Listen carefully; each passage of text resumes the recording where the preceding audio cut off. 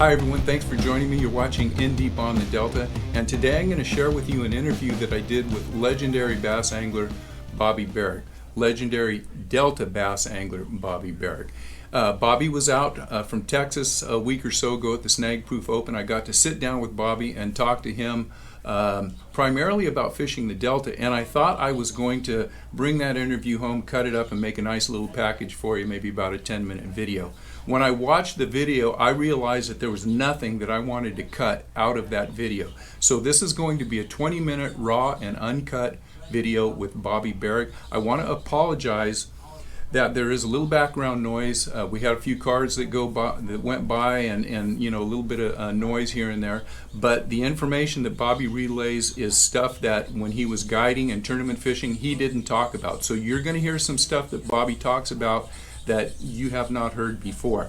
If you don't know who Bobby Barrack was, you probably weren't around in the 80s, the 90s, the early 2000s before he retired and went to Texas. Bobby was the number, in my opinion, the number one tournament angler on the Delta. He won dozens and dozens of tournaments. If you were fishing a tournament and Bobby Barrack was fishing, you didn't count your money until you knew that Bobby came in and weighed in his sack, because usually to win a tournament on the Delta you had to go through Bobby.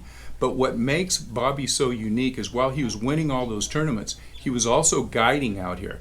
An extremely sought after guide. He was on the water, I'd say, for 20 years guiding. I don't know how long he actually guided, but he was out here 200, 250 days a year, I would expect, maybe more. There is not another person on the planet that knows more about this fishery than Bobby Barrack. So when Bobby talks, you better listen. I will warn you right now, about 10 to 11 minutes into this video, I put some attention signs up there. You want to make sure that you have a pen and paper out, because what Bobby is about to talk about when I flash those attention signs up there, he hasn't talked about ever in public that I know of, and it is golden information. So without further ado, we're going to turn Bobby on, and you can listen to the wit and wisdom of Bobby Barrack. Let's check it out. Okay, Bobby, we're here on the Delta. It's midsummer. Water temperature is 80 degrees. Everybody's complaining they are having trouble putting a big fish in the boat. What do you do? What do you do? Well, you know, everybody wants to catch a big one. Everybody wants to improve their weights.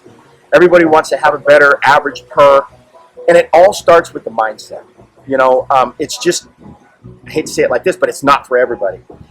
It becomes a discipline thing. It becomes a mental thing. It becomes a quantity versus quality thing. And just like if you're fishing a frog tournament or whatever it may be, everybody, you've got those guys that want to, they don't feel like they've had a good day unless they've got 10 or 15 bites. I've never been that guy. If I can get 4 to 6, 4 to 7 bites a day, if it's a tournament thing, I fish, not guiding, but recreational fishing, tournament fishing, I fish for 4 to 7 bites a day. And that's a lot of discipline. I know that other guys, whether it's conditions, whether it's spring, summer, fall, winter, I don't care. It's 4 to 7 bites a day for me. What technique do I need to do that time of the year? 4 to 7 bites. The way that I look at it, the 4 to 7 bite program is high quality fish. Again, it's not for everybody. Everybody wants to do it. We're fishing for big ones today. All right. So then what you need to do is take the 11 rods on your deck off your deck and leave no more than 4 rods on that deck. You can do it this way: top, middle, bottom, frog, chatterbait, drop shot, frog, chatterbait, single, frog, chatterbait, jig, frog, chatterbait, punch. We'll start with that. And then it becomes a discipline thing. Can you go 2 hours, 3 hours without getting bit and still be okay? I can go for 4, 5, 6 hours without, not 6. Once I go 6, now I've gone through my windows. I've gone through a couple of small windows, and I've gone through one primary window. And if I'm still not getting, I really got problems. I got to reevaluate what's going on. But usually, if it's that type of a situation, it's because of a major front, where conditions have changed, water temperature has dropped, water has gotten dirty. There's a various amount of things, that intangibles that you can't control, that have happened to usually cause a situation where you haven't got bit for 6 hours. When this Summertime is usually the greatest time to get lots of bites. You could go to any of the gaps, the openings of the bays, the last 2 hours of the outgoing tide as that water's coming out. You can throw a drop shot, you can throw a Ned rig, you can throw a shaky worm, all that kind of stuff, and catch in upwards of 50 fish. Your best 5, realistically, might weigh 7 to 9, 10, 11 pounds. And that's if you catch 1 3-pounder.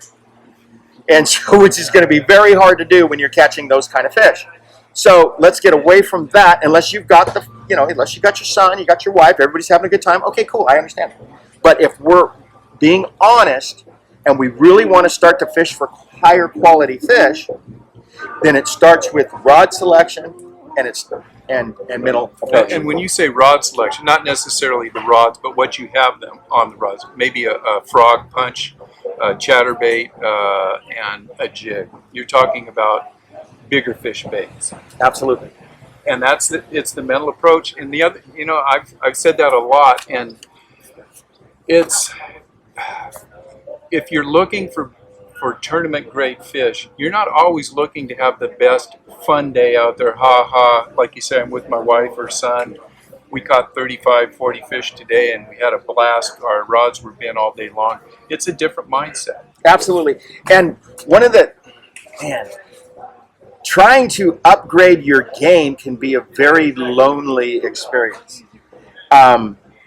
One of the ways, and I don't want to sound negative here, one of the things that, if you want to take your game to the next level and target a higher quality fish, then it's you and your way of thinking that needs to change. And if you've got somebody in the back of the boat, it's your uncle, it's your father-in-law, it's the neighbor that needs to be pacified with bites, that's probably not the guy you want to have in the back of the boat if you want to improve your game. So maybe we don't take Mike from around the corner that likes to go fishing, because you need, one of the things that's going to, it's just human nature, one of the things that's going to change your mental approach is when you're fishing Venice, you're fishing the San Joaquin, you're fishing Rough and Ready, I don't care where you're at, Deck, I don't care where you're at, Elk Grove, whatever, Discovery Park, and you guys get on the water first thing in the morning, everybody's jacked up, everybody's excited. We missed one, he missed one, caught one small, 1 3/4, whatever. And now, next thing you know, it's 9:30 and we haven't got a bite since about our 8th cast this morning. It's 9:30, it's 10 o'clock, it's starting to warm up. And then the guy in the back of the boat, you hear this. I've done that before. That's going to change your mental approach. Now you need to pacify him. He has now changed your mindset. He has put pressure on you that you don't need. And now you've become a guide. And now you've become a babysitter. And so if you want to, he's changed your whole plan. So now what do? You reach in the rod lock. You were a 3-rod guy. That was the plan. Talk to him on the phone. Hey, you came over last night. We talked about this is what we're going to do all day. Yeah, okay, I'm in. Yeah, we're going to fish for big ones. Right. At 9:30, he forgot all about that conversation you had last night. He wants to fish. You know what? I only get 1 day off a week. The wife let me go fishing today. Dude, I want to catch some fish. So it's for you and for Bobby's 2 cents. We're gonna talk to a lot of anglers, a lot of good anglers. Bobby, you have won a tournament out here before, haven't you? I've won a couple, yeah. Yeah, I think about a couple. We'll just say couple. You guys know Bobby's. Couple probably means over 100. So with Bobby, it's all mindset, putting your confidence, big fish baits on the deck and going for them. So Bobby, thanks a whole lot. And you know what? That's important to a lot of people because everybody thinks they got to go out and buy 20 frogs or 20 rods, and it's more up here than. I know. I don't know if you want to close this already, but let me just say one other thing. Every fisherman is his own artist, right? We were talking about the guitar thing. Yeah. Right? We were talking about Eddie Van Halen, Eric Clapton, right? All those guys. Richie Sambora, whoever it is. Everybody's got their own style. It's music, but it sounds different coming from him. They all have a different. He plays fast, he plays slow, he plays jazz, he plays whatever. Right. Fishing's the same way. When they first started with their guitars, they just want to play it. They play country music, they play jazz, they play everything. And then they start to specialize in one thing. And it's with bass fishing, it's the same way. The first thing we want to do is we want to get as many bites as possible. I want to catch as many fish as possible. That's my mindset. And then then I start to find this spinnerbait. I don't catch as many with it, but when I catch them, they're like 2.5 to 3.25. Those are nice fish. I love this thing. And then it's a chatterbait. I don't catch as many as I might with the spinnerbait, but man, I've caught some big ones with this chatterbait. Big ones are drawn to this thing. And wow, now I'm a chatterbait guy. I love this thing. But again, a lot of times you don't get the bites you will with the spinner, with the chatter. But I think that with the chatterbait these days, you can absolutely catch the biggest fish out here with the chatterbait. And then maybe you become a top hook talon guy or a depths 250 guy, and you take your game.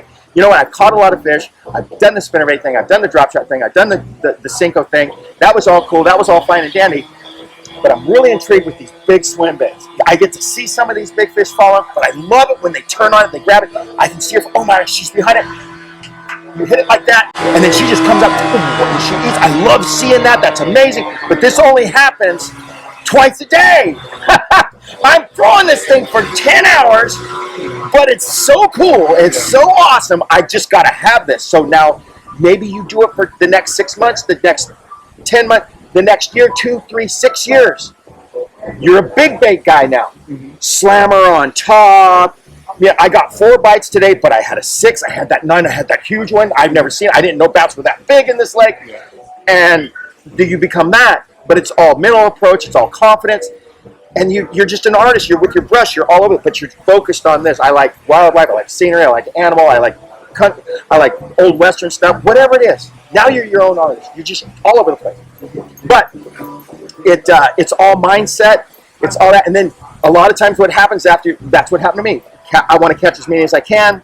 Then I specialize in the spinnerbait, the flipping, because of D. Thomas. And, you know, this is what I got to do to be successful. That guy that always wins out here, he flips a lot. That's what I'm going to do. And then I did that. And then it becomes a big thing because of the Florida strain bass and some of the small Lake Chabot. And I want to just catch a huge one, then I catch a couple of team fish, and you go, okay, that was cool. Let me move on to something else. I want to start winning tournaments. And so your mind changes. But it's an evolution. And a lot of times we come right back to where we started. Then you just got to tweak with it. But you understand all the other stuff. You understand the whole spectrum and figure out what you need to accomplish the task. And then it comes back to this. Just put it all together. So it's all it's not all mental, but a lot of it is mental and getting your confidence baits in order. And when you're going out, not looking for 20 or 30 fish, but looking for the 4 or 5 bites. Yeah. And I think a lot of guys that when you start fishing, you're not looking for 4 or 5 bites. You're looking for as many bites as you can. So that's Bobby's. I won't call it a secret, but philosophy. Yes. And the other thing, especially about the Delta, which makes the Delta very special, very unique, very different, but also very predictable, is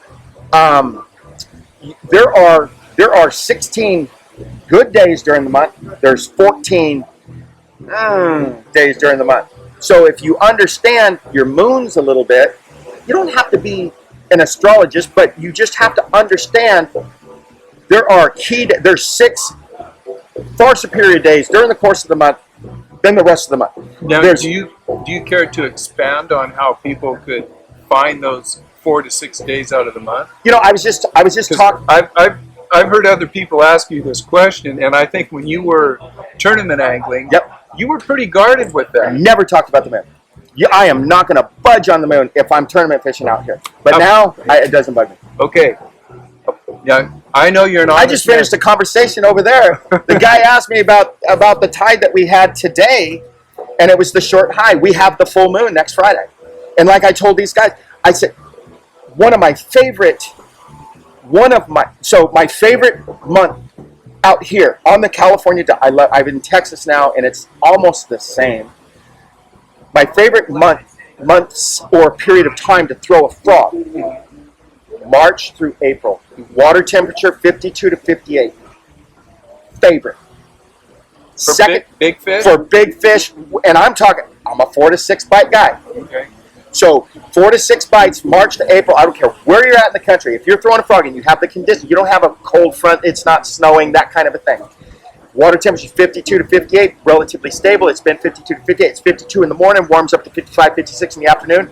Whoa, you're going to have some cool opportunities. You may only have those cool opportunities in a 60 to 90 minute window where you get 4 of those 6 bites. Got one first thing in the morning just because. Got one halfway through the day just because. But in that main solunar window, I got 4 bites, and they averaged 4 3/4 to 6.5. And you're looking around full moon areas? Are you looking at moon rises and lunar activity during the midday? Yes. So,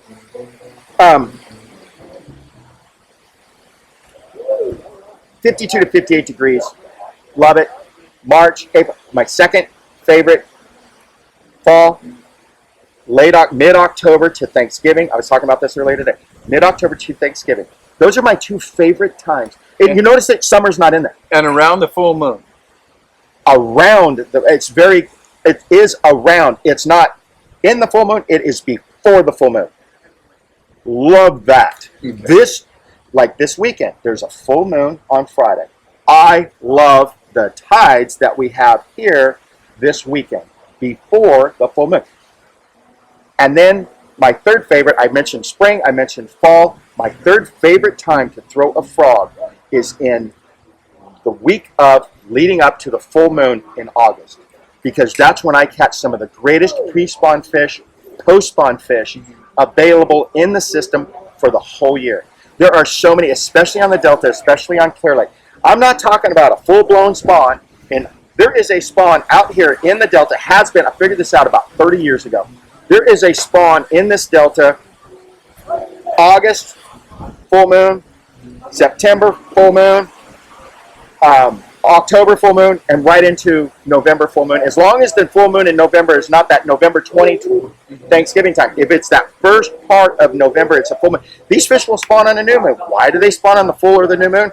Because they need water level. They need that water. They need that water level to be down. They need it to be as low as possible in the middle of the day for the eggs to incubate, so that they will hatch within 4 or 5 days. That gives them the greatest chance of survival. And then they will search out those areas that have the depth that when that water gets to its low point, it's not going to leave their eggs high and dry. Unbelievable. I know you've seen it. I've seen it a bunch of times where back in the day, especially when I cut my teeth down south, down around Old River, all that stuff. That water would get down, it would go past the rocks, and then that mud would be exposed, and you could see those little cups of mud, and you could, as you walked up, you'd see the fish move, take off, and you look, and it just looked like a little bit of glitter in these bowls, and that was the roe. So that's mean low tide. Mean low tide, yes. They know exactly. Not many people know that, yes. They know, well, I fish the ocean. Yes, yes.